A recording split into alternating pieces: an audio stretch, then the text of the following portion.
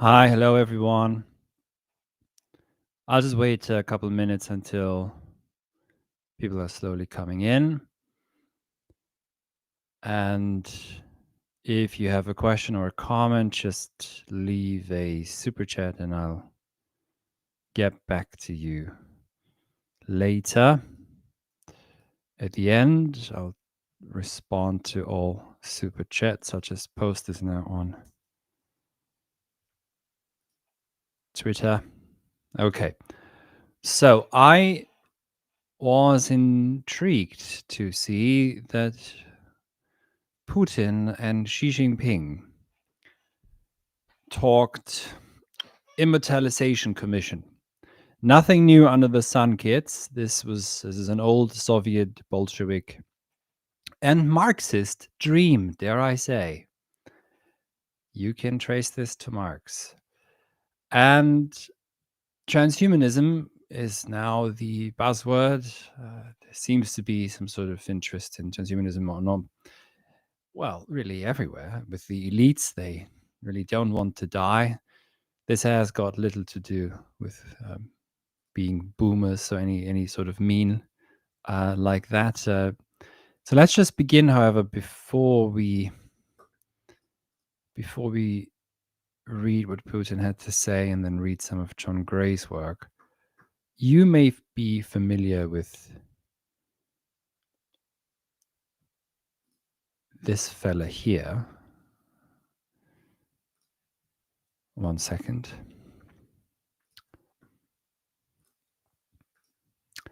Vladimir Lenin. Embalmed a century ago. Apparently his body keeps improving. And if you didn't know, he wasn't just embalmed purely for the sake of maintaining the body and having the body as an exhibit, as a reminder, or for the sake of remembering the Bolshevik Revolution. No, the idea was that rather soon science would be able to cheat death.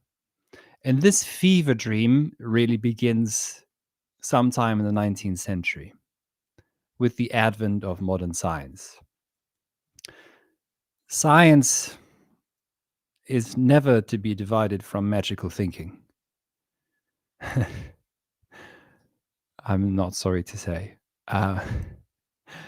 Rationality does not come without irrationality. So before I'm going to read from John Gray's book, The Immortalisation Commission from 2011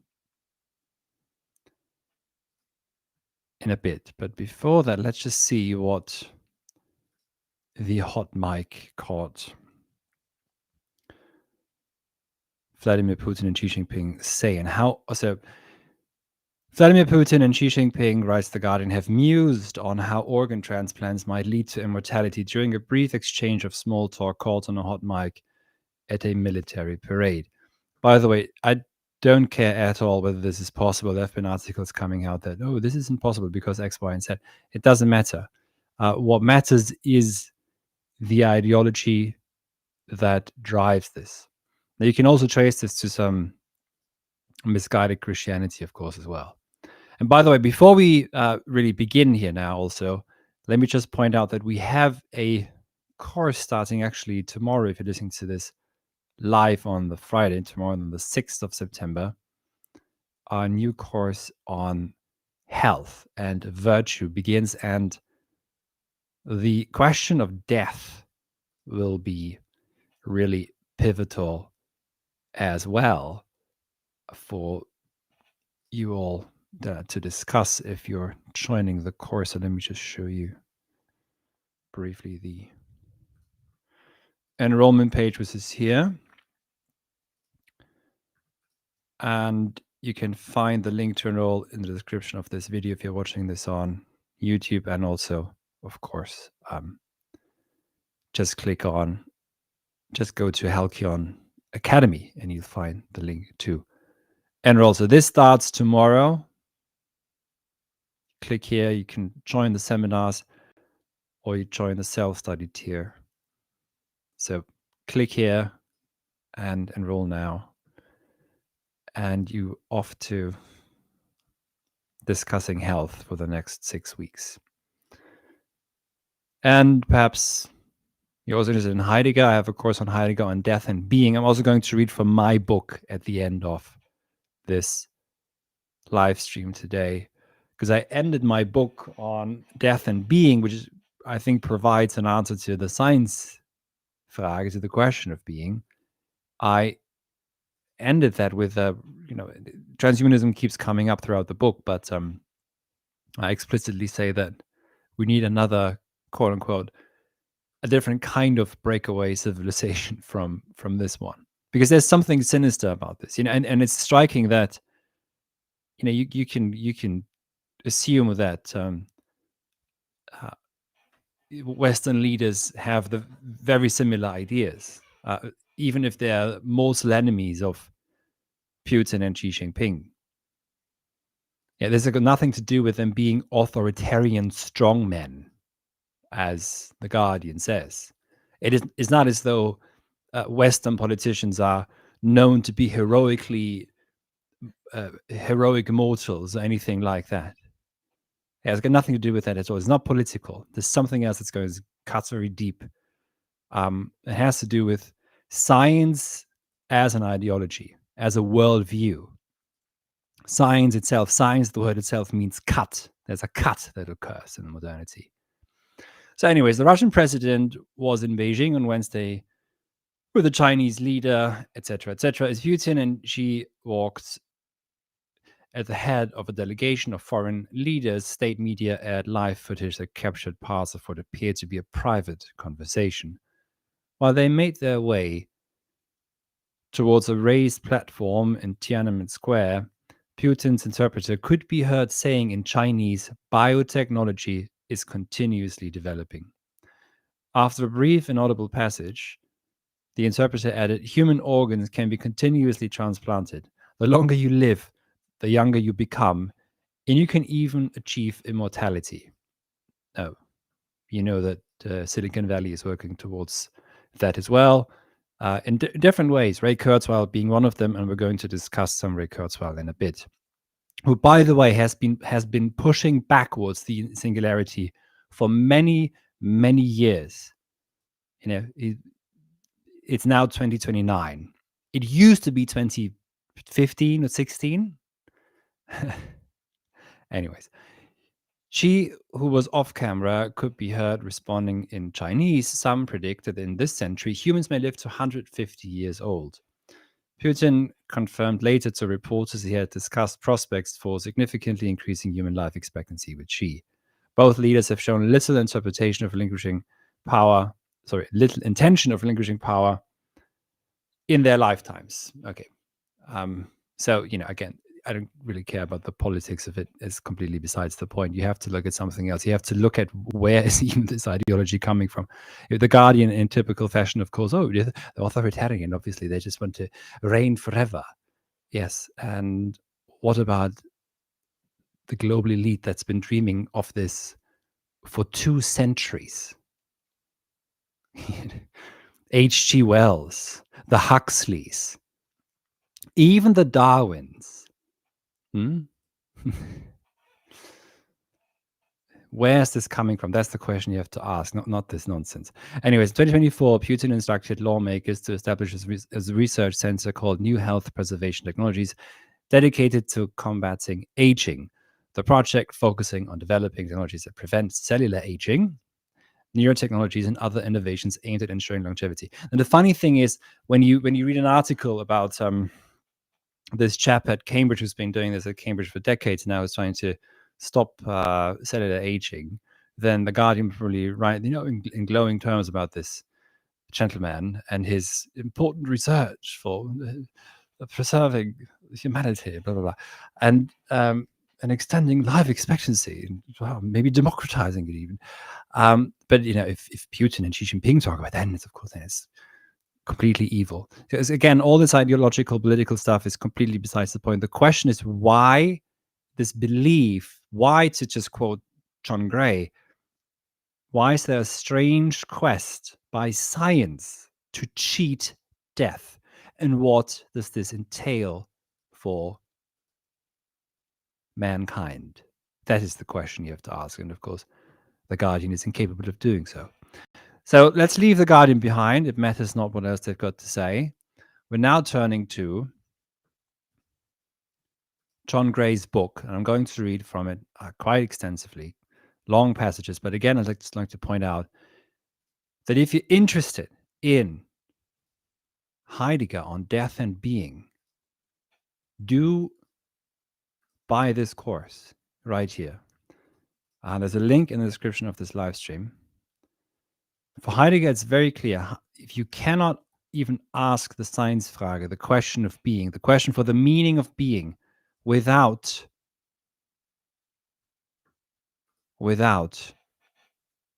death. It's death. It's our death that opens us to the question of being. So trying to overcome, not just overcome, but to cheat death, or to get rid of death once and for all, would mean that the question of being becomes utterly meaningless. It's no longer be a question. So this is based on my book published by Springer, by the way. And if you want to focus on this even more, then I'd recommend, this is a course that really introduces you to all of Heidegger's philosophy. But there's also this course here on Heidegger on Enframing and the Fourfold.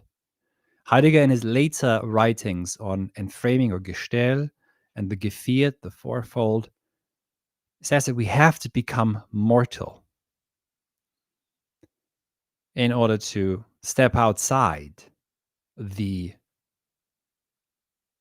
reign of technics and its dominion. Okay, so now let's turn to John Gray's Immortalisation Commission. If you don't have the book yet, again, I highly recommend that you buy the book. I am going to read from the introduction. I'm going to show you, at least as far as I can, because some of it is available on Google. I have a hard copy of the book, obviously. Again, I recommend you get the book. If you didn't know, I've met John Gray several times. I've interviewed him a couple of times. Those interviews are publicly available. Just Google both our names. And the first, one of the criticisms that I would have with Professor Gray is that he's just simply too much of a believer in Darwinism.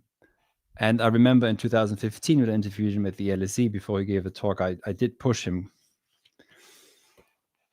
ever so slightly until he had to confess that he doesn't know what constitutes. If you just end up saying that everything is just basically contingent, then you don't really have an argument. But what Gray is great at is pointing the finger at the follies and also the irrationalities of rationalism, the irrationalities of the new atheists, the irrationalities of and the madness inherent in so-called hard science. Forward, 2 attempts to cheat death. During the late 19th century and early 20th century, science became the vehicle for an assault on death. The power of knowledge was summoned to free humans of their mortality. Science was used against science and became a channel for magic. Well, I would disagree with that. I would say that science is not to be divided from magic. You'd be surprised what Newton was interested in. Science had disclosed the world and what Newton bases his theories on, but that's perhaps for another time to discuss. Science had disclosed a world in which humans were no different from other animals and facing final oblivion when they died and eventual extinction as a species. That was the message of Darwinism, not fully accepted even by Darwin himself, exactly. For nearly everyone, it was an intolerable vision, and since most had given up religion, they turned to science for escape from the world that science had revealed. In Britain, a powerful and well-connected movement sprang up aiming to find scientific evidence that human personality survived bodily death. Psychical researchers, supported by some of the leading figures of the day, believed immortality might be a demonstrable fact. The seances that were so popular at this time were not just Victorian parlor games invented to while away dreary evenings. They were part of an anxious, at times desperate search for meaning in life. Are we not still looking for meaning in life? Gray would say that this quest for meaning is at the heart of so much trouble in modernity. Is we're trying to look for meaning where there isn't one, and that in doing so we come up with all sorts of quackery. So this quest attracted the Cambridge philosopher Henry Sidgwick, whom many of you probably know, author of a study of ethics that is still read today. Alfred Russel Wallace, co-discoverer with Darwin of natural selection and a convert to spiritualism, and Arthur Balfour, at times British Prime Minister and President of the Society for Psychical Research, also known for another thing that I won't go into here. And he was drawn late in life into corresponding through automatic writing, texts produced without conscious awareness in which another personality seems to be guiding the pen with a long dead woman whom some believe he had loved. The psychical researchers' search for evidence that human personality survived death was driven by revulsion against scientific materialism. Very often, though, their quest had other, more personal motives. Members of an elite that protected itself from scrutiny by keeping to a code of secrecy, leading psychical researchers used their investigations into the paranormal to reveal and then again conceal aspects of their lives they or their culture could not or would not accept. In one case, only made public nearly a century later, they became involved in a secret scheme to conceive a messianic child. Communicating with the dead via cross correspondences, thousands of pages of text composed by automatic writing over nearly 30 years, these psychical researchers believed they were part of an experiment undertaken by deceased scientists working in the afterworld, which could bring peace to the world here below. Now, Gray would argue that this is simply a reaction against materialism. I would say that this is inherent in materialism and empiricism. Empiricism lends itself to magical thinking. John Locke, one preeminent empiricist, speaks of spiritual matter. You have to, if you can't think in principles and ideas, then you have to invent these magical forces that do things. There's a reason why Harry Potter was written by a British writer and not perhaps by a Frenchman. And that's, of course, a modern form of colonialism. Harry Potter, I mean. Neo-colonialism. Communicating with... Anyways. At the same time, that section of the English elite were being drawn into psychical research, another sorry, I had a wrong pronunciation. At the same time, that sections of the English elite were being drawn into psychical research, another anti-death movement was emerging in Russia. As in England, science and the occult were not separate, but mingled in a current of thought that aimed to create a substitute for religion. Nowhere was this clearer than among the God builders, a section of the Bolshevik intelligentsia that believed humans could someday, maybe quite soon, conquer death. Along with Maxim Gorky, the God builders included Anatoly Lunacharsky, a former theosophist, who was appointed Commissar of Enlightenment in the new Soviet regime, and Leonid Krasin, a disciple of the Russian mystic Nikolai Fedorov, who believed the dead could be technologically resurrected. Now, this is, of course, at the very beginning of, let's say, what we then properly call modernity. We have the romantic nightmare of Frankenstein's monster.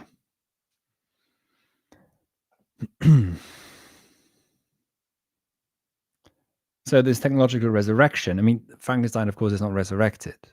He's constructed from different body parts and made to look hideous. But this thing, so, in some sense, of course, you can see that here there's an attempt to bring about heaven on earth, or to bring forward the apocalypse, and to initiate the apocalypse by technological means. Judgment Day, meaning the final revelation, where the dead again walk the earth to be judged once more. Return to life. We have to take this seriously. This is ultimately deeply Christian.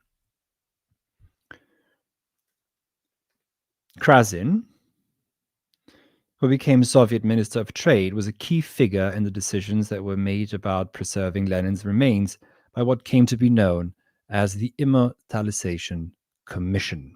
There we are. That's somewhere half around the page. By the way, if you have any questions, leave a super chat and I'll read your question at the end. And if you're just joining us now, don't forget there are a couple of courses you can join on Heidegger on death and being, and Heidegger on tech, on Gestell, on Enframing, and technology. So buy a course and keep learning and keep understanding what the hell is going on. The Russian god builders believed death could be defeated using the power of science. The English psychical researchers believed science could show death was a passage into another life. In both cases, the boundaries between science, religion, and magic were blurred or non-existent. Good. Yes, non-existent. That is the point.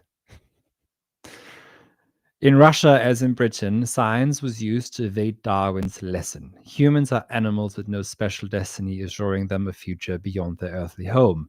This was a truth of which the scientific fabulist H.G. Wells needed no persuading.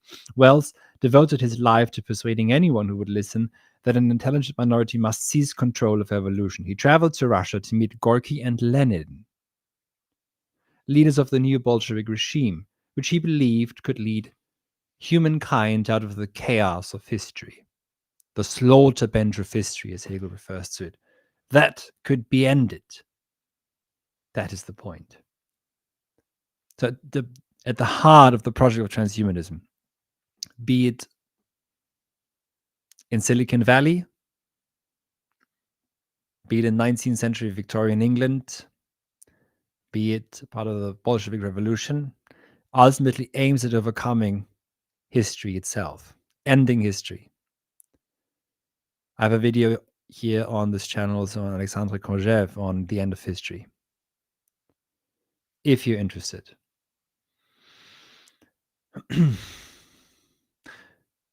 But the end of history would mean the end of man. But when he was in Russia, H.G. Wells became...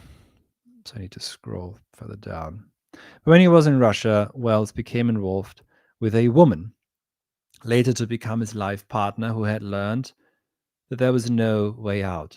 The art of survival was to go with the flow of events, which in her case meant being planted on Wells, and before Wells, Gorky, by the secret police. Okay.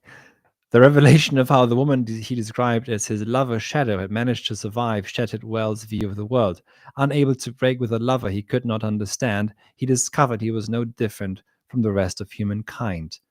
The intelligent minority in which Wells placed hopes did not exist, and Wells was forced to accept that human extinction could not be prevented. While each used science to pursue immortality, the rebellions against death in England and Russia were very different. One reason was that their circumstances were so far apart.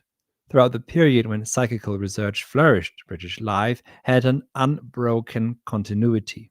Even the Great War did not overturn the prevailing pattern of society. The land was shaken, but the old house was left standing. If death was to be overcome in these circumstances, it would be by the haunting of the living. The aim of the psychical researchers was not only to show that the human mind was active after the death of the body, it was to enable the dead to make contact with the living. In the cross correspondences, the aim was even larger. The dead were given the task of saving the living. The posthumously designed Messiah would save humanity from itself. Yeah. So the idea in Britain was to bring about, to give birth to a messianic child. In some sense, to what a Messiah that would end humanity. And you shouldn't underestimate that perhaps there are similar trends currently ongoing. The world might be sliding into anarchy, but progress continued on the other side. In Russia, there was no other side. An entire civilization had dematerialized, and the afterworld had disappeared along with it. Weakened by the Great War in Britain, belief in gradual progress was destroyed in Russia. The step-by-step improvement, beloved of liberals, was simply not possible anymore, but the idea of progress was not abandoned. It was radicalized, and Russia's new rulers were strengthened in their conviction that humankind advances through catastrophes.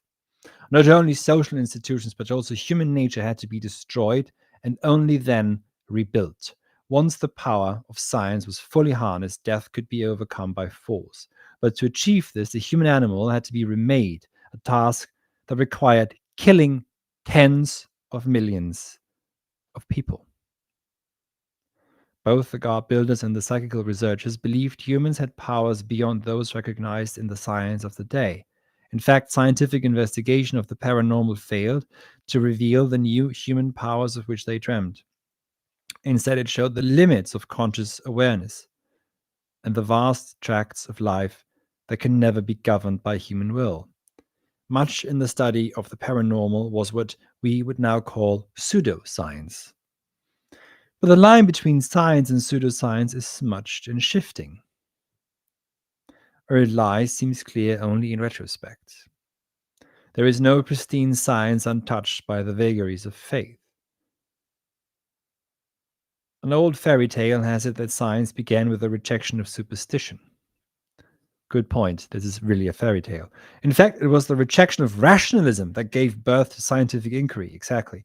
Ancient medieval thinkers believed the world could be understood by applying first principles.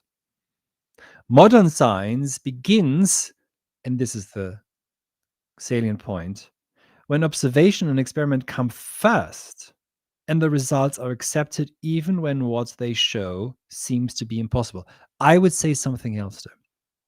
I would say that modern science begins when man begins to torture nature, as Francis Bacon says, to present the results that we want from nature. Yeah, that is how it changes. And so this the experimentation of Francis Bacon, and so Francis Bacon, if you haven't read it, you should read The New Atlantis by Francis Bacon. Once you get to Kant, you have a completely different.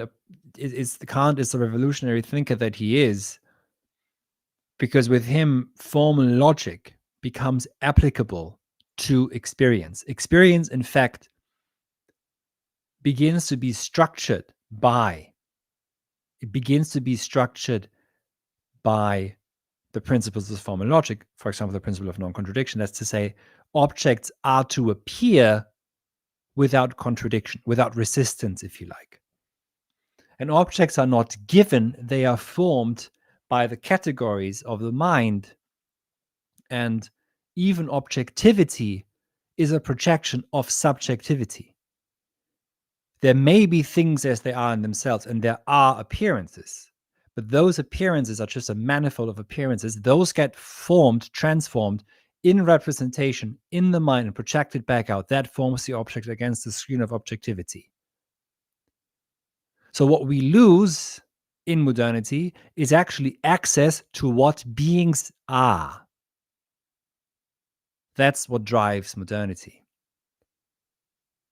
So I would disagree here with Gray slightly in saying that the experiment is actually set up in a way to reinforce what we want to see. And we don't follow the findings, as it were, but we find what, in some sense, the mind wants to find, if you like, if you want to have a bit of a slogan. It's a bit too simple, but and here, actually, I didn't remember this. In what might seem a paradox, I mentioned this in the beginning, in what seem a paradox, scientific empiricism, reliance on actual experience rather than supposedly rational principles, has very often gone with an interest in magic. No, it hasn't often gone with an interest in magic, Professor Gray. It is deeply magical thinking, precisely because it does not think in terms of principles, and it is not idealism. To every British thinker, idealists like Hegel, they are the speculative thinking. That's magical thinking. But they're perfectly happy to accept that Henry Moore, a Cambridge Platonist, talks about ghosts, and they're perfectly content to accept that the great empiricist John Locke has to presuppose spiritual matter, and that Newton speaks of forces, etc., that just do stuff, rather than thinking in terms of, for example, a principle of self-motivation. And empiricism has to be magical because it's not actually thinking. It's just, in some sense, it does just leap behind what shows itself in the phenomena, and then it has to attach something to them because it cannot think through, empiricism that is, what it is that shows itself. So we're now going to this is probably not available on Google. So I'll just be reading from my book here now, and if you do have the book yourself, you can read along. So we are reading the Immortalisation Commission. Let's see if we've got a cover here that we can. Yeah, that looks good. So this is the book we're reading for anyone who's joining now. By the way, if you have a question, just leave a super chat and I'll get back to you later. So we're now in the God builders part, on how wells in Russia, etc. And we're now turning to Maxim Gorky. So Maxim Gorky says the following: every year, more and more thought energy accumulates in the world, and I am convinced that this energy, which, while possibly related to light or electricity, has its own unique inherent qualities. This thought energy will one day be able to affect things we cannot even imagine today. Now, I think that this is a very striking thought. It's still rather materialistic and empiricist, but if Nietzsche says in Zarathustra that thoughts that come on dove's feet guide the world, by which he means to say, and this is just to I can't really go in depth now here, but it is ultimately thinking that guides the world, even unbeknownst to the thinker. Plato does not know what his thinking might lead to. So Gorky here, in materialistic fashion, but still he sees them something similar. I would refer to this in German as Gedächtnis, the collection, the gathering, the concentration of thought. of thought memory, the book that I've been working on forever. So as much as Wells, Maxim Gorky was discontented with humanity. He was one of the founders of God building, which in Russian is mentioned here. What that means in Russian, I can't pronounce this, sorry. But a movement, God building, as a movement, it attracted a number of supporters among the Bolshevik leadership. A kind of secular mystery cult. And you could be certain that,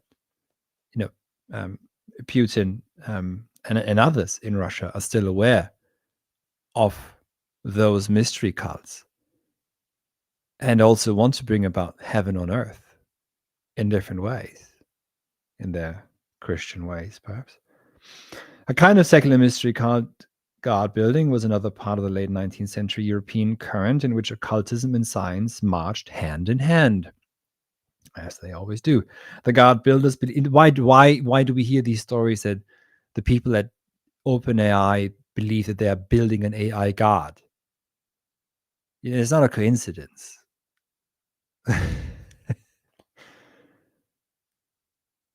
It's not that there are some freaks in these companies. It's usually the founders who believe that. And if Peter Thiel's idea of Christianity is basically trans ideology.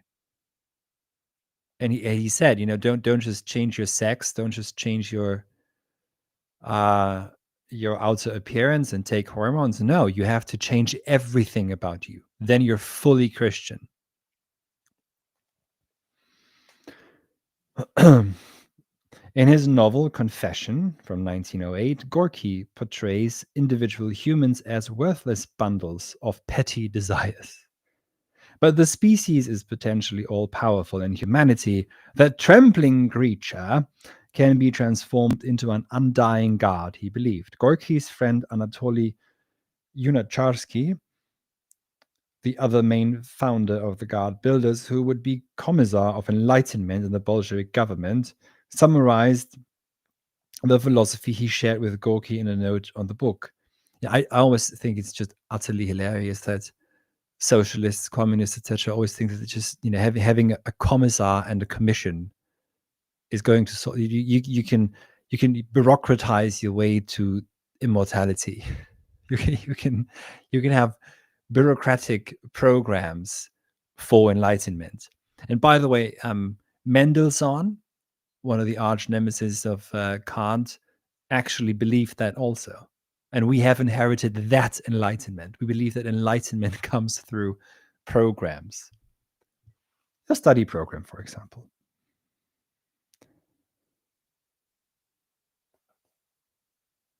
Commenting on a prophetic old man that the central character in Gorky's novel meets in a proletarian commune, Lunacharsky wrote, "The God of whom the old man speaks is humanity, the socialist humanity of the future. This is the only divinity accessible to man." There we are. Idolatry of man. Its God is not yet born, but being built. God is the humanity of the future. Or to put it the other way around, humanity, the humanity of the future, the humanity that's being built, is at the same time the God that is being built. So as we are changing ourselves through process theology, which is why sometimes people come to me and say, "Oh, why don't you teach on Whitehall, etc." Maybe I should, but just to tear him apart. Not Whitehall, sorry, Whitehead. Process theology is ultimately the kind of theology leads to this humanity God, this self-idolatry. I don't mind idolatry at all. I think having idols, etc., is very important. But to idolize mankind, a fetishized, an abstractum, that's where it gets dangerous, because that will never be good. And whatever, man will never be good enough in relationship to that abstractum, to that abstraction, if you like, and will therefore have to be either transformed or utterly gotten rid of. As part of the deification of humanity, Gorky looked forward to the annihilation of matter. There we are. He held out this prospect to the poet Alexander Bloch, in a conversation from Gorky recorded in his book Fragments from My Diaries. Here's now a lengthy quote from Gorky's diary. Personally, I prefer to imagine man as a machine, which transmutes in itself so-called dead matter into a psychical energy and will, in some faraway future, transform the whole world into a purely psychical one. At that time, nothing will exist except thought. That is radical. Again, at that time, nothing will exist except thought. Everything will disappear, being transmuted into pure thought, which alone will exist, incarnating the entire mind of humanity. At some future, and Nietzsche says somewhere that Europe, just to interject here briefly, that Europe could be, the peoples of Europe could disappear. But Europe could be contained in its best 30 books. So in some sense, perhaps those who believe in the AI God want to work towards that. And you could definitely tie this to a certain degree to a misguided Hegelianism. You hear people talk about the world, brain, misguided Zizek'ians, etc. Zizek himself, of course, as well.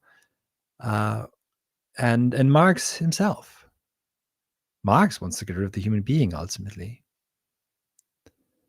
Even though Marx himself may not have a notion of the animal laborans, it's definitely in there, as Hannah Arendt also points out. And if you free man from labor as a good Marxist, then you've basically destroyed human nature. Everything will disappear. So communism, taken to its logical conclusion, is the disappearance of man. Everything will disappear. And this is not political. You have to understand this is not a political ideology. It's not communism versus capitalism. As Heidegger points out, capitalism and communism are two sides of the same coin. They're not that different. Everything's continuing now with Gorky. Everything will, let's just say they're different management systems towards the same end game. So everything will disappear, Gorky continues, being transmuted into pure thought, which alone will exist, incarnating the entire mind of humanity. At some future time, all matter absorbed by man shall be transmuted by him and by his brain into a soul energy, a psychical one. Yeah. And you can see this with the Kurzweilian idea that human beings will upload themselves to the cloud and will become immortal by being immaterial. This energy, but of course, Gorky actually did not require the computer for it. For him, we would just become really psychical beings. This energy shall discover harmony in itself and shall sink into self-contemplation, in a meditation over all the infinitely creative possibilities concealed in it. That is, John Gray, during one of my interviews with him, pointed out, if you replace your prison of the flesh with the prison of the computer, just with another material body, then you've basically clearly just replaced one material prison for another. So we have to be, what one can do with all this is point out not just the inherent contradictions, but also the folly of it. But on a deeper level, we have to understand that science is not divided from this magical thinking.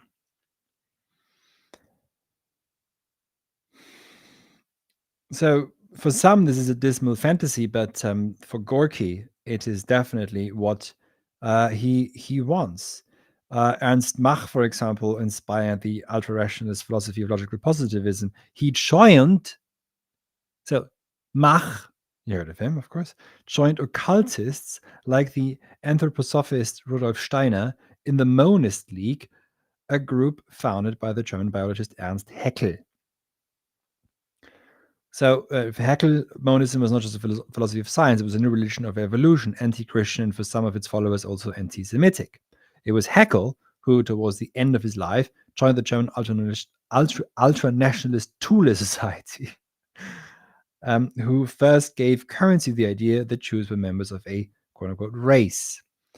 In Russia, there was Madame Blavatsky, who had, for a time, succeeded in charming the earnest Henry Sidgwick in Cambridge. So she was charming Henry Sidgwick. Now, of course, Gray comes to the defense of Sidgwick here. It was just Blavatsky who charmed Sidgwick. It was not Sidgwick himself, of course. Anyways, they always have to make sure that the British always do that, you know. It's one of our best, one of our finest. He's just misguided by reading too much Deleuze. Unfortunately, he was reading a bit too much of Heidegger and Hegel, and this just took him from the good path of being a good Darwinist. Let's not forget, though, that it was Victorian England that harbored Marx. So again, he goes over how these occultists now reject science, etc. That's all very obvious. I'm just jumping ahead a bit. So Gorky now, by the early 1930s, was describing peasants who resisted collectivization. And this is now where it gets really, really juicy, let's say. So Gorky described peasants who resisted collectivization as subhuman, rodent-like creatures, fit only to be exterminated. And to quote now from Gorky, the elemental forces of nature create masses of parasites. Our rational will forbids us to make peace with them. Rats, mice, gophers do the economy of the country a great deal of harm. End of quote. Here again, Gorky was voicing a genuine Marxian or Marxist attitude. Writing in the mid-19th century, and this is something I always bring up, what Gray is now about to say, I always bring up in discussion with the pseudo-Marxists of today. Writing in the mid-19th century, Marx praised British rule in India for destroying village life, while around the same time, Engels celebrated the subjugation of non-historic peoples. He mentions the Slavs, describing them as aborigines in the heart of Europe, and welcomed their destruction in the next World War as a step forward in history. So I say this again. Marx praised British rule in India for destroying village life, and Engels saw it as a good thing that the Slavs were about to be exterminated, because only then, because those were non-historic peoples. So what Gray does not point out, though, why they both have to believe this, why they are both supportive of this. Again, it's not a coincidence that Karl Marx found refuge in Britain. There are no coincidences on this level. And so what do you think that the English just studies are the goodness of their hearts? I mean, the English elite. I can probably so. Yes, I believe so. Anyway, so Marx and Engels both, and every other Marxist with them, whatever they want to tell you. The folly is this: if you go to so-called post-colonial or decolonial studies, they're usually based in Marxism. So you have a colonial ideology, which is Marxism, that is supposed to help, let's say, tribes in Latin America to decolonize. Now, the folly of that, just logically speaking, is that non-historic tribes, peoples people with their own ethnogenesis and their own destiny are verboten in Marxism by Marx himself and Engels. Why? Because for communism to come about as heaven on earth, everyone has to be made part of dialectical materialism. So either by eradicating them, by killing them, or by making them part of the material dialectic.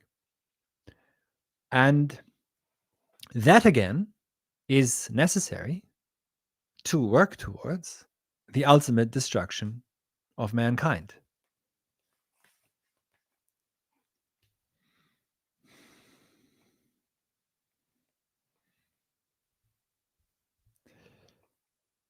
And the idea very often with some of the Russians, for example, here, Troskovsky, is, for example, that will not the creature of the air turn into a creature of the ether.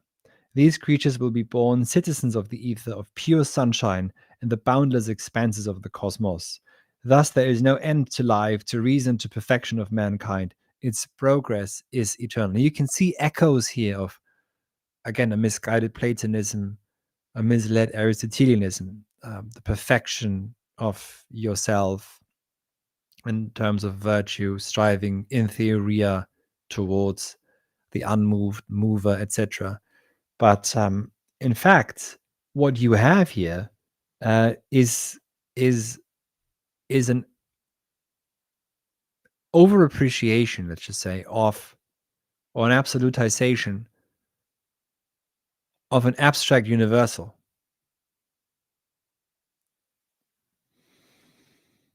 And that, of course, is immortality. So immortality is paradoxically utter death. The kind of immortality they're working towards is utter death. And it would be a disservice to tie this to Hegel, by the way. And now those of you who can think already have by now understood how Marx really subverted Hegel.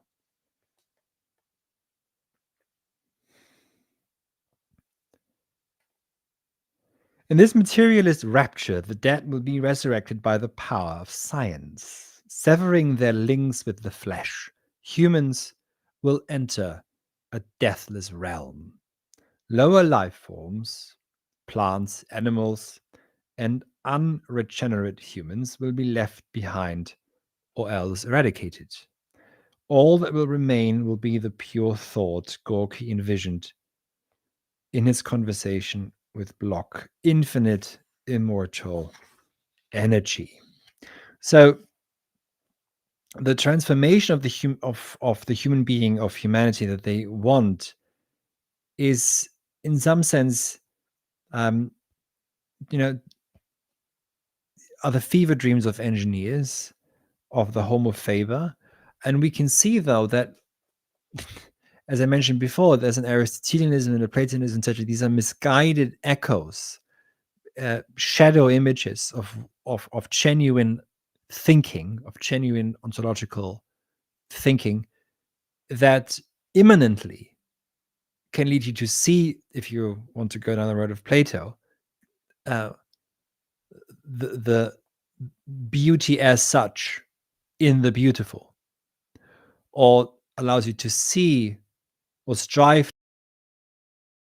towards in theoria, in this highest activity that it is for Aristotle, mover, which is the task of the polis itself, so that the polis, however, itself is genuinely political and ethical, and thus a dwelling place for human beings. So here the misguidance, it's working with simulacra shadows.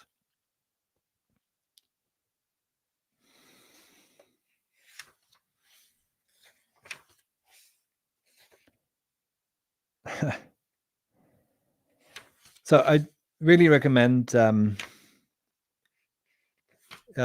anyone who's interested in transhumanism to read this book, The Immortalisation Commission by John Gray, because it traces this movement over the centuries,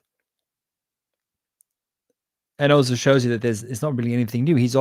John Gray already here in this book towards the end talks about AI and the advent of the AI God that's being willed into, that is desired by some.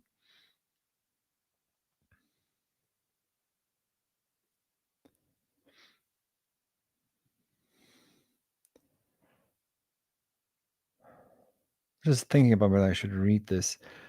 Yeah, so why not? Because this is now on Lenin. Let's just take a look again at Lenin's grave. And just 1 second. So, there we are.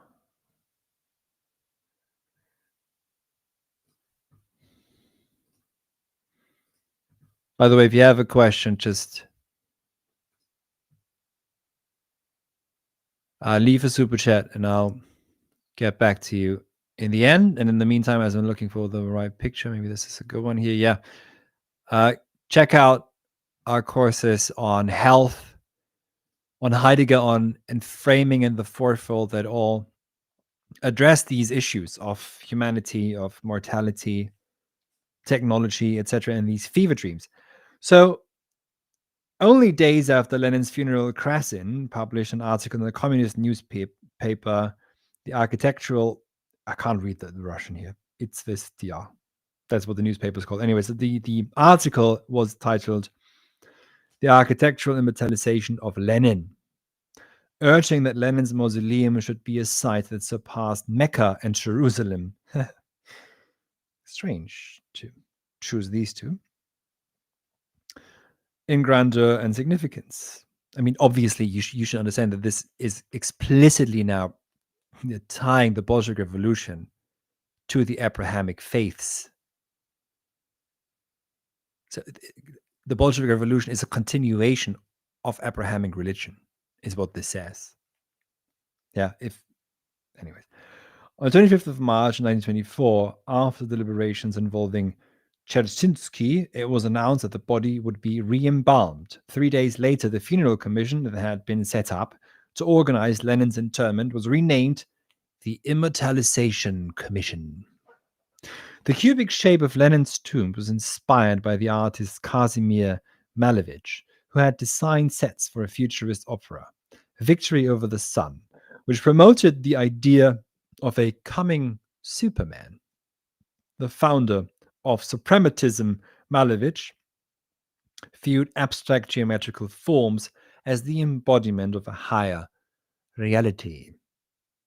Influenced by the writings of Ouspensky, he saw Lenin's mausoleum as representing a fourth dimension where death did not exist. And we are looking at this fourth dimension right now. This is here, this is the fourth dimension. Here, death does not exist. Here, death does not exist.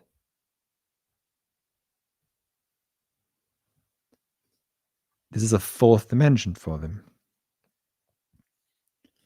Days after Lenin died, Kazimir Malevich wrote, "The point of view that Lenin's death is not death, that he is alive and eternal, is symbolized in a new object, taking as its form the cube. The cube is no longer a geometric body. It is a new object with which we try to portray eternity, to create a new set of circumstances with which we can maintain Lenin's eternal life, defeating death."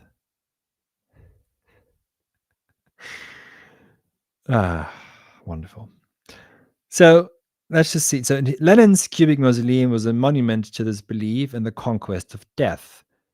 And again, it is striking that apparently Lenin's body doesn't decay and gets better. So maybe, at some point, if those Bolsheviks were right and Putin gets his way, then they can actually technologically resurrect the dead and continue the Judeo-Christian revelation. So Malevich believed that humans could become godlike. No books, so this is a quote from Malevich, no books, no scripture, no science can ever imagine the glory of the self.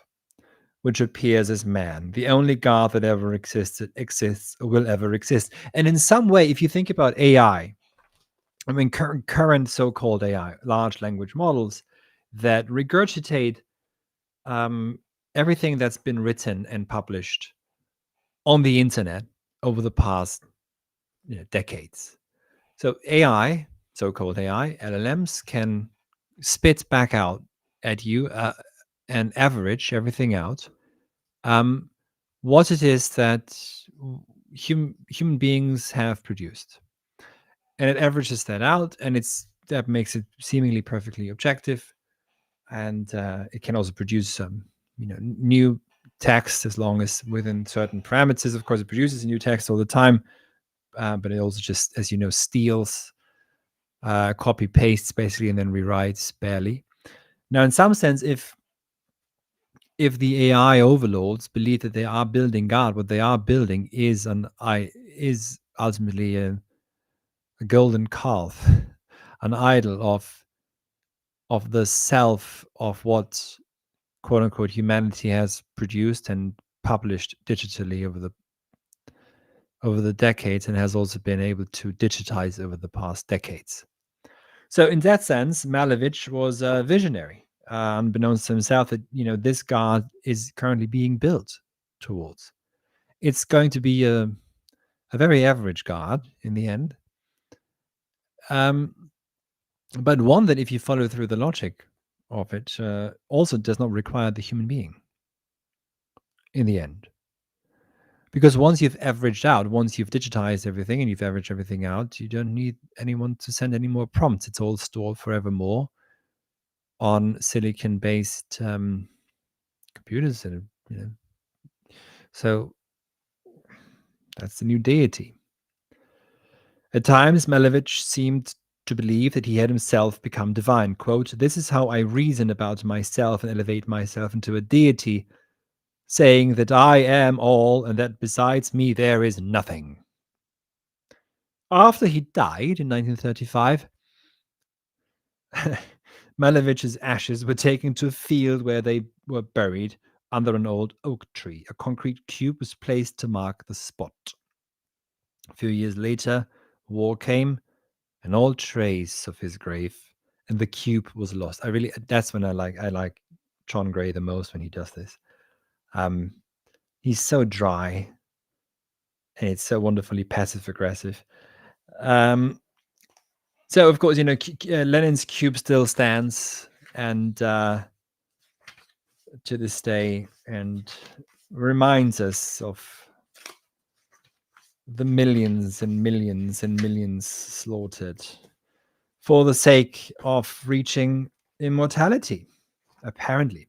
So let's now move to the fever dream of modern day transhumanism, which, as we have seen, or shall see perhaps later on, isn't all that different at all from everything else. It just takes on new forms with every new technology. So once you get AI, it's more about this. Once you get to computers that are fast enough, personal computers, then we begin to use those as metaphors, etc. But really, what we're suffering through is that we are living with ghosts of an ontological past that we cannot. It's not about resurrecting them, but that we apparently are incapable of retrieving in a proper way. So they keep coming back, and I've mentioned this before. Just listen back to when I go into Aristotle and Plato. So anyway, a contemporary example is the American visionary Ray Kurzweil. In The Singularity is Near, When Humans Transcend Biology, Kurzweil, who by the way now works for Google, suggests that a world-transforming increase in the growth of knowledge is imminent. And as I said before, it's so imminent, it's coming so soon, the so-called singularity has to be pushed back every couple of years, because it's so imminent that it excuses itself, shall we say. The singularity just says, Perhaps it's too soon. I'm too imminent. Let me I give you another couple of years. We live in a way. It's the mirage of progress that we have because our phones get faster and smaller, and the digital world looks shinier, while the streets in our cities look more and more terrible. Infrastructure is crumbling everywhere. You can't really, some parts in England, you can't really go see a doctor anymore, because the NHS is now going to introduce AI doctors, and you'll you'll see an AI doctor within a day, which is not worse than seeing an actual NHS doctor, I suppose. But this, if you haven't read it yet, you should read Stanislav Lem's The Future. Is it the Futurologist Congress or the Futurological Congress? Something along the lines of that. Where to spoil the book a bit for you, it's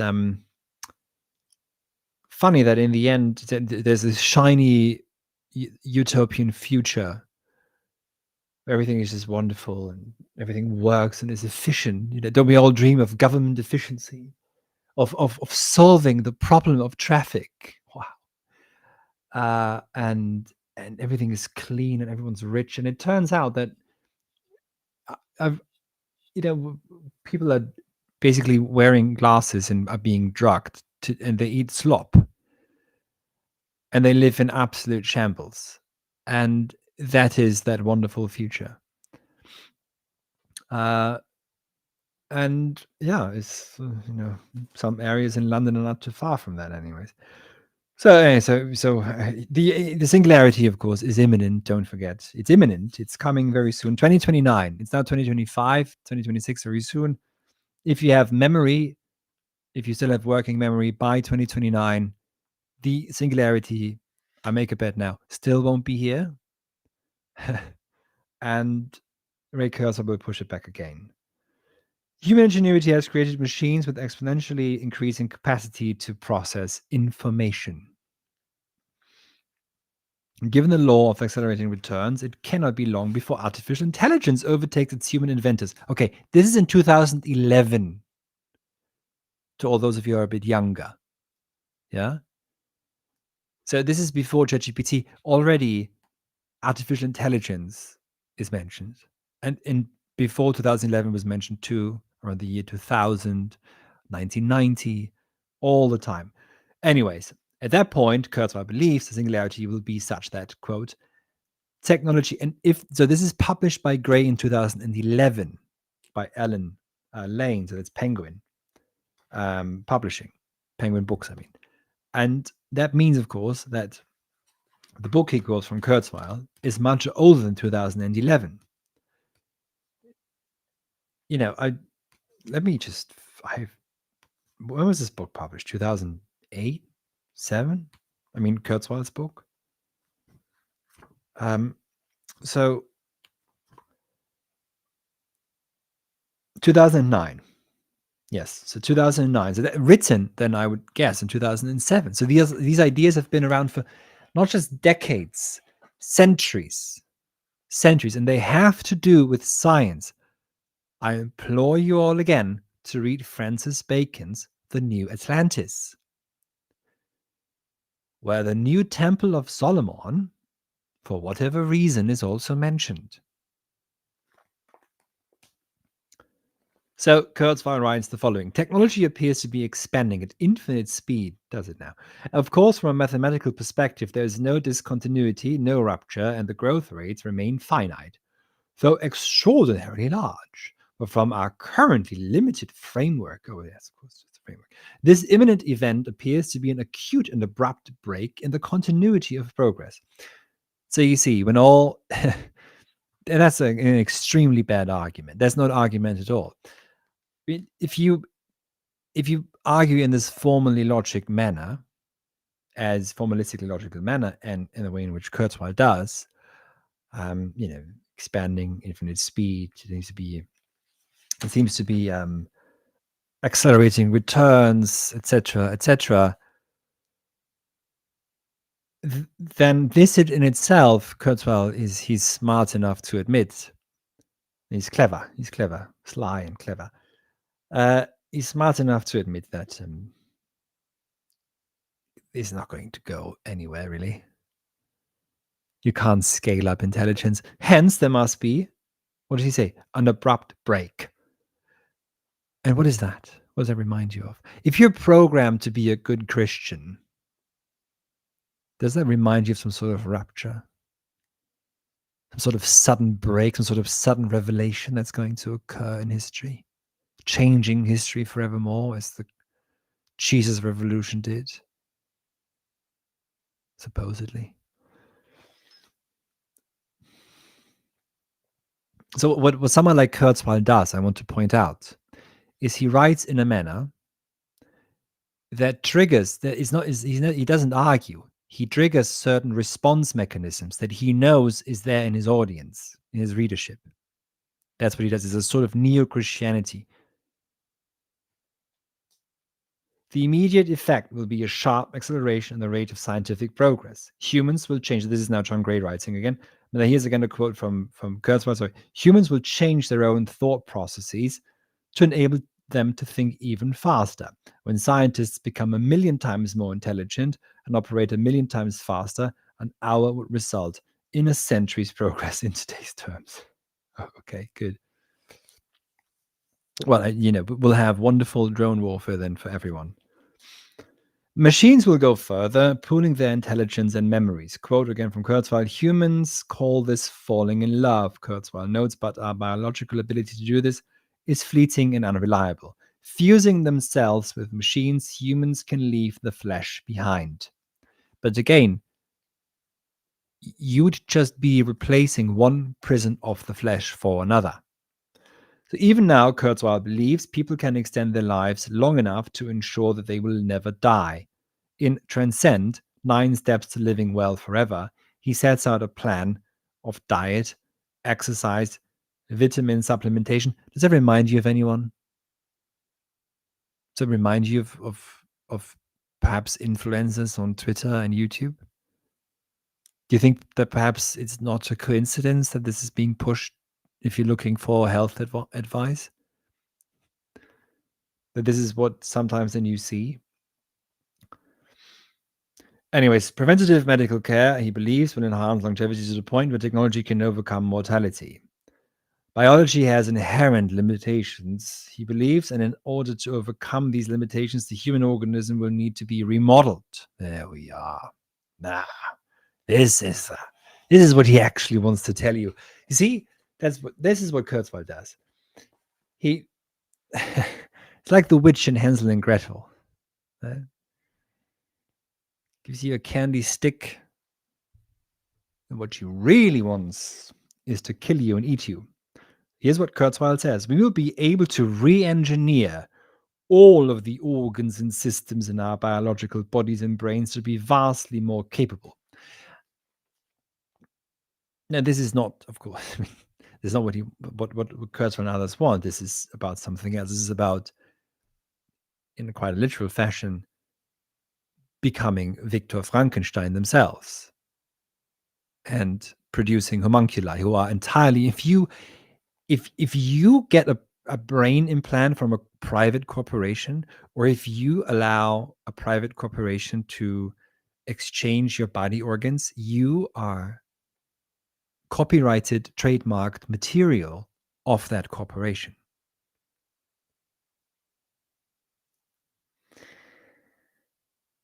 Now, it's quite striking, though, if you see what Putin wants. For him, it's also about transplanting, exchanging organs, and perhaps even getting the blood from the young, etc. So Putin is firmly in the materialist camp, let's say, and Kurzweil, though, is closer to figures like Gorky and Malevich and others that we've heard from, because he believes that there's a certain immateriality, a materialistic immateriality that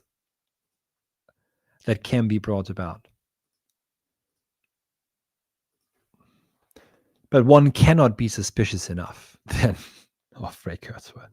Nanotechnology will allow the invention of nanobots, of course, minuscule robots operating at molecular level with the ability to reverse aging processes and enhance brain function. A fusion of human and artificial intelligence will. What about the stomach, though? What about your gut? The gut is the real brain. A fusion of human and artificial intelligence will follow, in which the non-biological portion of our intelligence will ultimately predominate. Along the way, Kurzweil tells the reader, nanobots will reverse pollution from earlier industrialization. Of course. What is there anything nanobots can't do? By the way, are nanobots still a thing? I don't think so.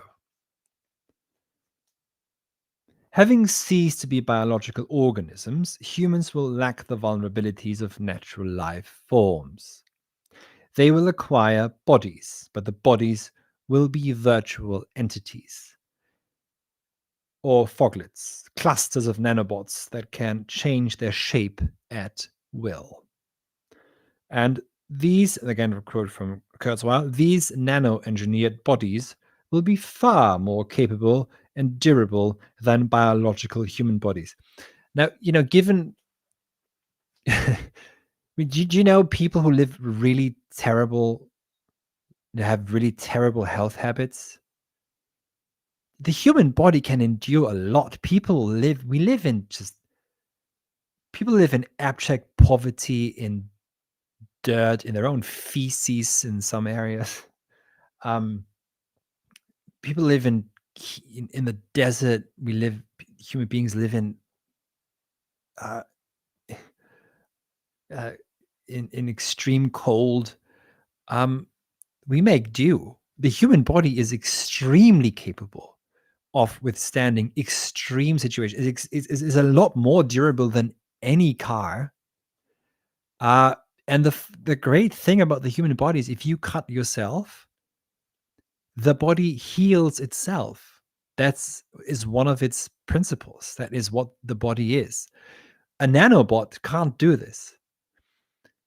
A nanobot body, whatever the fever dream here is. And so-called silicon sages and all this garbage that people have been talking about. Frankly, silicon is not unavailable. Is not as rare as other rare earths, but it is finite. It's finite, and it's not only finite; it doesn't regenerate itself. The human body regenerates itself. This confusion of categories you are constantly bombarded with. Take one example: autonomous driving. What are you thinking of? You're thinking of an electric car that, quote unquote, supposedly drives by itself. That's a malevolent confusion of categories. Autonomous driving already exists. When you sit down in your car, you start the engine, you steer the wheel, that's autonomous driving. You are the autonomous driver. The car cannot drive itself. There is no self that drives itself. So the strange movement is on the one hand, there's an idolization, there's an idolatry of the human being. The self is God, etc., etc. We become spiritual beings, yada yada. But on the other hand, we're also told that we're insufficient. But this four dialectic goes together. And I won't spell it out for you because you have to do some thinking yourself. So our experiences, this machine human hybrid. I mean, this is just horrible. This notion is just so, it's disgusting, really. This machine human hybrid will live most of its life outside or beyond the material world. Our experiences, Kurzweil predicts, will increasingly take place in virtual environments.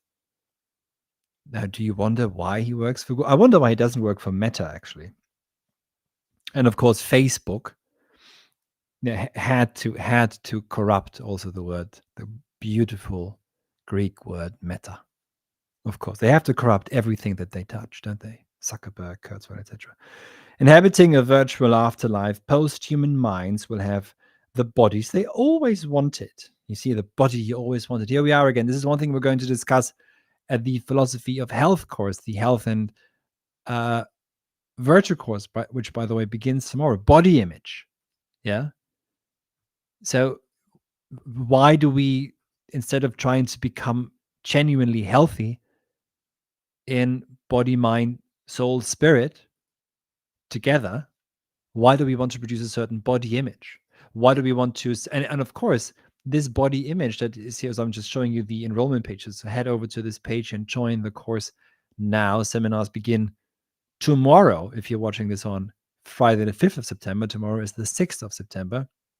If you're watching this later, just join the self-study tier here and think through what real health really is and why being mortal is inextricably part, not just of being human, but of being healthy as well, and of our own well-being. This is why Socrates doesn't kill himself in the end only simply because of moral reasons. He does so because he's lived a philosophical life, and to philosophize means to learn how to die. Inhabiting a virtual afterlife, post-human minds will have the bodies they always wanted. Quote, in virtual reality, we can be a different person, both physically and emotionally. This is what Kurzweil believes, yeah? Or let's just say, wants you to believe. In fact, other people, such as your romantic partner, will be able to select a different body for you than you might select for yourself, and vice versa. Post-humans can be whatever they want to be forever. So Kurzweil's program reaches well beyond immortality. The singularity is an eschatological event, ending the world as it has always been. Quote, the law of accelerating returns will continue until non-biological intelligence comes close to saturating the matter and energy in our vicinity of the universe with our human-machine intelligence. Ultimately, the entire universe will become saturated with our intelligence. This is the destiny of the universe.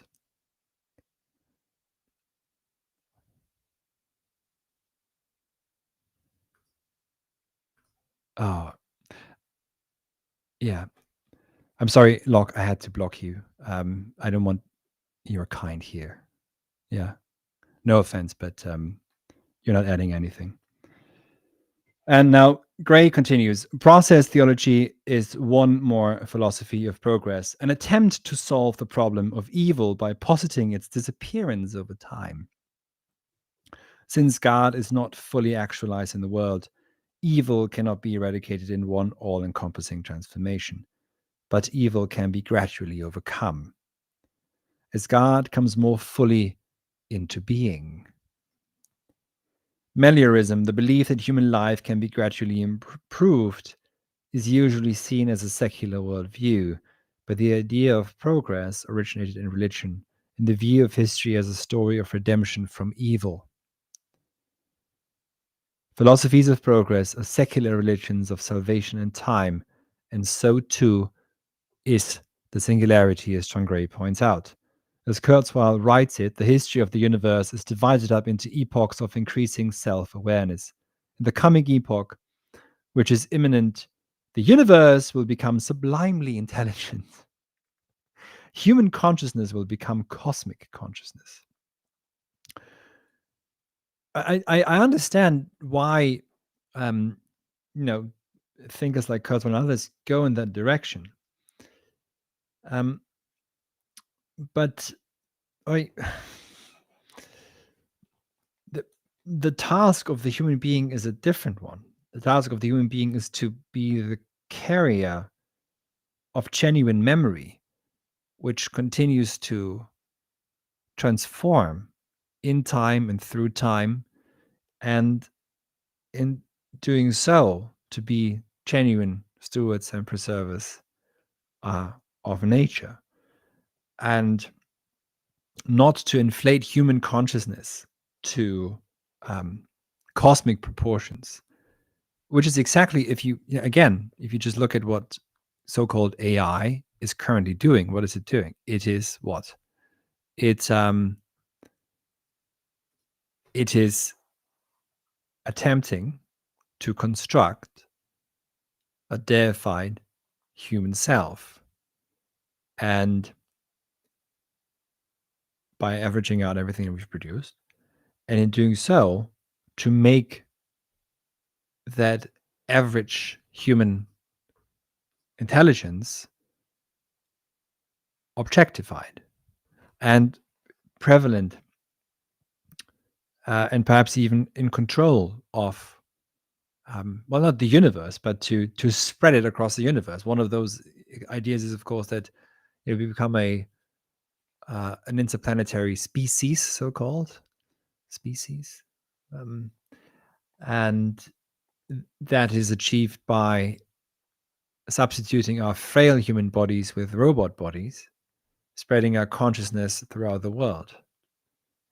But of course, that consciousness is itself, of course, constructed.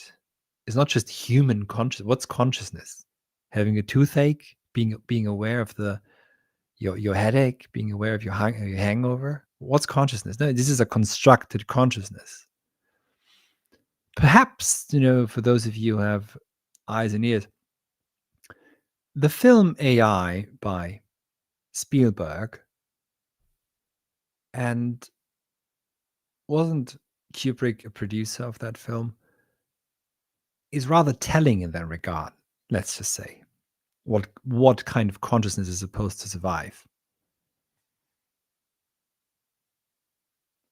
Because it's certainly not going to be the consciousness of a native tribe, or their being awake, or their being in the world, is it?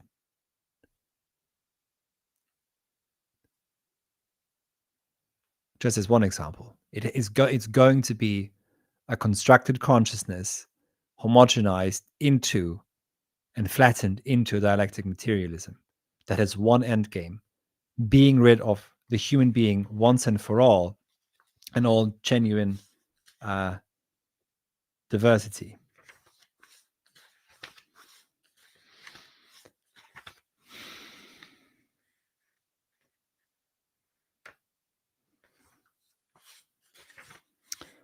But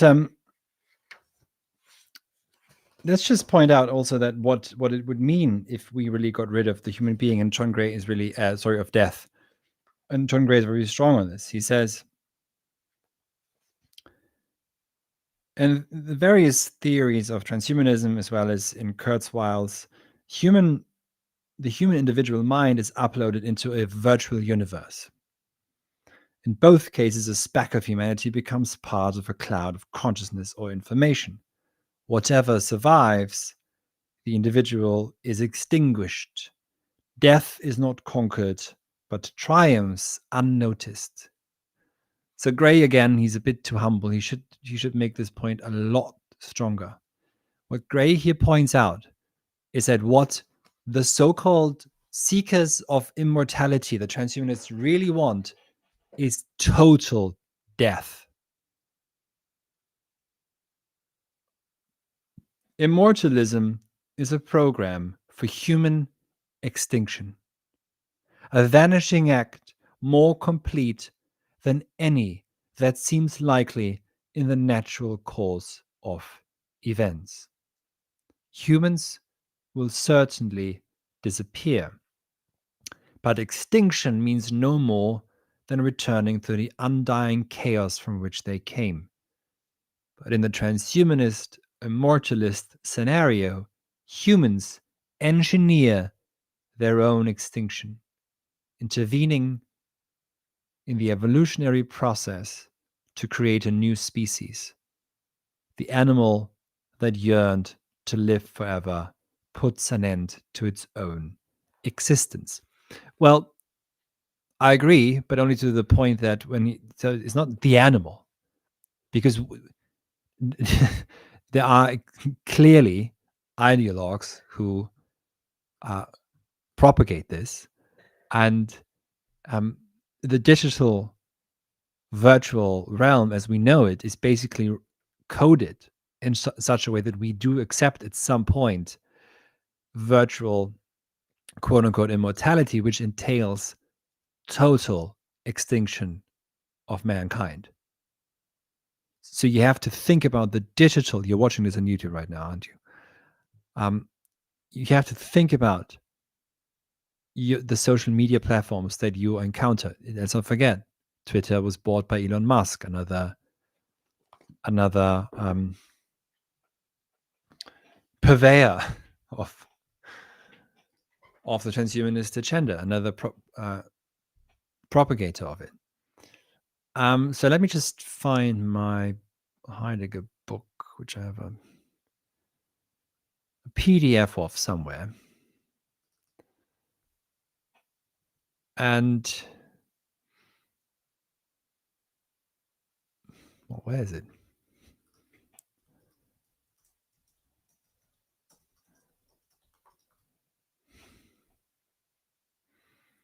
Because I want to read from it. I want to read from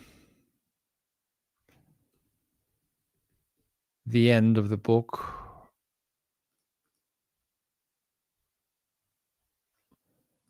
Where I go into, there it is. So if you're interested in reading this book, or maybe not reading the book so much, but you could so you could take this course, by the way, here. So it's this one, Heidegger on Death and Being, which you find here.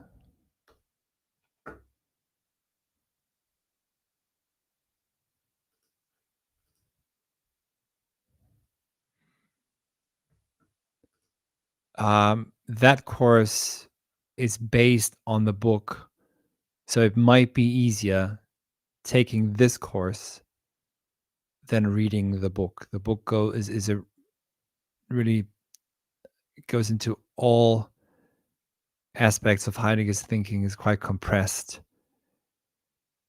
So what do I write in my book in the end? So this is the very last page of the book. Heidegger understood the catastrophe of modernity, this explosion of power and accumulation of abstract intelligence, as the human being's revolt against being. The human being began to take himself, or I write here actually itself, because I refer it more to the subject than to an anthropological being. But anyways, I just say himself now. Maybe that's clearer then. So the human being began to take himself as the subject, the underlying ground of all beings in their objectivity.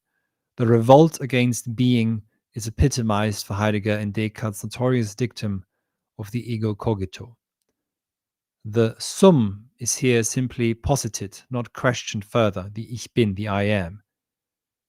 Heidegger, so the question of being is left over in Descartes. Heidegger's early response was to bring the human being radically before death and mortality. Sum moribundis. I am, insofar as I am towards my death, is a reformulation of the memento mori. There are places where Heidegger sees that the human being will begin to make himself and will begin to work actively against death. As quoted in part 3 of this book I just mentioned here, Heidegger mentions that in Enframing, humans will begin to produce humanoids just as Gestell requires them. Gestell, Enframing, need not even produce humans in factories, as Heidegger sometimes provocatively remarks. Gestell already produces humanoids inconspicuously as its functionaries, as simulacra of replaceable types. It is from within Gestell that the desire for the retirement of the human in exchange for the mere fantasy of a future that never was and never will be human comes. Where Heidegger sees self-aggrandizement of the subject inflating itself and its power further, I see something else. The subject is beginning actively to get rid of itself, or rather, of the residue human dimension of which it was born. Heidegger sees the possibility of the end of the human, but perhaps what he does not see is the willful working towards that goal. The idealization of man that takes hold in modernity, expressed, for example, by Francis Bacon, comes into full force in transhumanism. At the same time, and not coincidentally, the late modern subject begins to fade and be doubtful and suspicious of its capacities. And this is crucial. Where for Heidegger, subjectivity is still for the most part in a place where it is about inflating human capacity and willpower, subjectivity now, in post-modernity or late modernity, resentfully seems to want to rid itself of its human origin. You see, it takes away its substrate. Whether the technological side is actually achievable or rather a total pipe dream, I don't want to answer. I cannot answer here. Yet the will to retire the human body and the human being is there and is reinforced by the fantasy that death is now optional, that death is now something that can be eradicated. Post-humanism's resentment against death, or transhumanism's resentment against death, mirrors its deep resentment against human limitation and finitude. To argue against this, I write here, is futile. One cannot argue against the linear process. One cannot argue against resentment. Nevertheless, one can point to other ways of being human. One can formulate a different breakaway civilization than the one proposed by the functionaries of technics. A civilization that alters the ways of Gestell and its self-exhausting modes. And that's, again, the salient point. Gestell and framing is ultimately self-exhausting because it's exploitative. Yeah. So also this thought that we need to technologically enhance ourselves in order to survive as a species in space, all rubbish. Yeah. Because it's already speaking from the position of lack, from self-exhaustion. This is an exhausted pseudo civilization speaking. It's got nothing to do with Faustianism, by the way, either. This is something else entirely. Because let's not forget, in Faust 2, it's not Faust who produces the homunculus.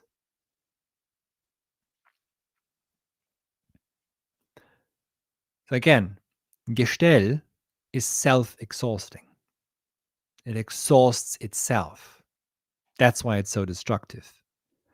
So an access to another way of being lies in the tragic truth of history and a new appreciation of what Plato meant with the word scolae, or scholi, if you want to use that, or perhaps more Greek pronunciation. Scolae, by the way, is usually translated as leisure, but it is here, I believe, that the two trajectories part ways. To this, I shall return when the time is right, and I have been returning to this for the past 5 years after I've left academia and started Halcyon, which is an attempt really to establish an oikonomia in scolae, in sufficiency, in the bountifulness of being. I go into this also in my book on Aristotle. There's a course on leisure and dignity at Halcyon as well. So, yeah, that's it. I thank you very much for listening. Head over to Halcyon now and get a course. Support the work on here. There's different ways of doing this. You can become a member on this channel. You can head over to my Substack and sign up on Substack. But the best way, really, I think, is just join a course and work through the course and learn, take notes. And once you sign up, you get indefinite access to the contents. Oh, and yeah, and also do get a copy, and I mean a physical copy of John Gray's The Immortalisation Commission. It is I think, a very important document to have, with extremely important references and cross references that he makes to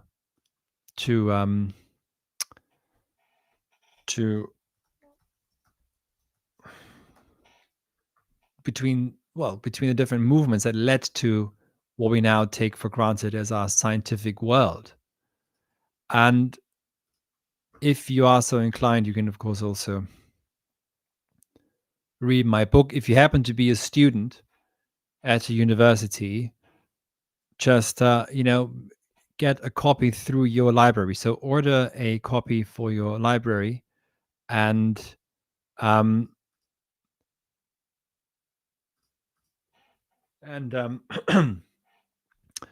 so you have it. You can take it out of the library. You should also be able to just read it online if you're a member of university libraries. You can just read it. There's an ebook version of it. I think, frankly, the price is way too high, to be honest. So, but if you want to have a physical copy, sometimes Amazon sells the book cheaper, so that might be good. But as a matter of fact, you can just, if you take the course, this one here, Heidegger on the question of being, on death and being. This is based on the book, 4, or rather 5 lectures, but with 4 main lectures on the 4 parts of the book: Dasein, the Ereignis, technology, death, and Gestell, and poetic language, and why Heidegger sees language and death as abiding relatives that come from within the same essence. And of course, AI, what does it attack first? Human language. Of course, it has to. It has to attack language first. And also death at the same time. These things are deeply, deeply connected.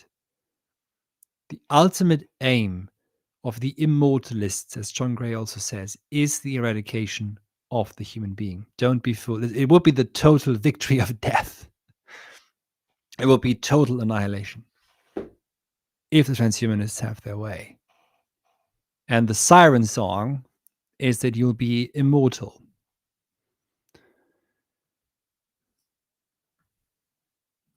So again, thank you very much for listening. And at some future point, I might actually teach a course, I'm thinking, just reading George's comment here. I might actually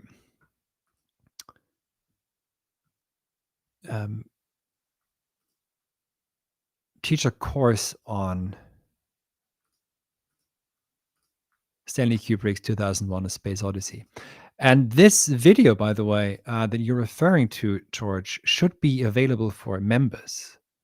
So sometimes on YouTube, you get odd strikes that supposedly, someone owns a copyright of your video that you which isn't true. And then you have to fight back, but sometimes they take videos down and make them less available, etc. So that happens sometimes. But I just checked, and it should be available for members. If you sign up as a member on this channel and just type in 2001: A Space Odyssey Niederhauser, or I don't know how it works, then you should definitely be able to find the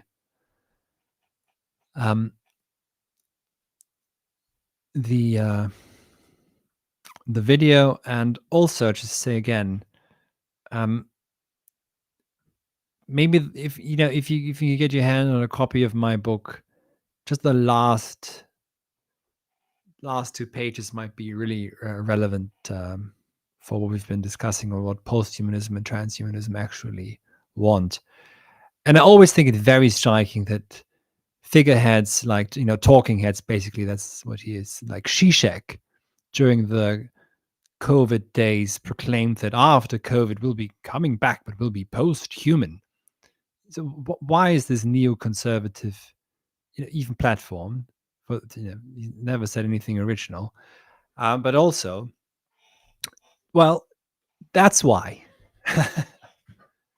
That is why, kids, because that is the Commissar's plan. I've just returned the book. Okay. So don't join the self-exhausting modes of Gestell. It is running itself into the ground. But also buy a course and learn how to, because what we do with these courses, I talked about this with Thomas Chokin last night after the live stream, and Thomas is teaching this course on health and virtue right now. The main reason to offer these courses is to help you build, not just begin to understand something of Heidegger and Hegel and Plato and Aristotle and Baudrillard, etc. No, but to build firewalls, to have firewalls in your brain, in your mind, so that you're not susceptible to the newest ideology that's being promoted online. So you have the conceptual capacity to see through these these eidolon. Eidolon. What's an eidolon? What is it? A small eidos, a ghost-like eidos, a spirit, an evil spirit. It can be. It's a Greek word. It's not a coincidence that it's actually, phonetically related to the word ideology. Plato warns against the eidolon. What are the shadows in the cave? The shadows in the cave are concepts that we haven't fully understood yet. And Plato is aware that, because he is a historical thinker, we have to again and again understand concepts and think through them, because they have an inherent dialectics. So freedom can be presented to you as freedom, but it is, in fact, for example, neoliberal freedom. So it works against itself. So by going through these fundamental texts, you'll be able to see and understand better, I think, when the false idolaters, the ideology magicians, when they come, because they're constant, they're working overtime all the time. It never ends. The production of ideology never ends, it seems. And you can simply more easily see through the bullshit. That's why you have to start thinking and writing, with your hands, not with your phone, or even just with a keyboard. If you're very young, Thomas told me yesterday that young students now can't even use a normal keyboard. That's too much to ask. That's too much haptics for them. I mean, at least use a keyboard, but you really have to use your own handwriting. I mean, write with your hand, physical notebooks, not digital notebooks, not your iPad, physical notebooks. They will be with you forever. The digital, don't be fooled if you're young. Digital seems like it's eternal. It's not. It's not. Okay. Thank you very much.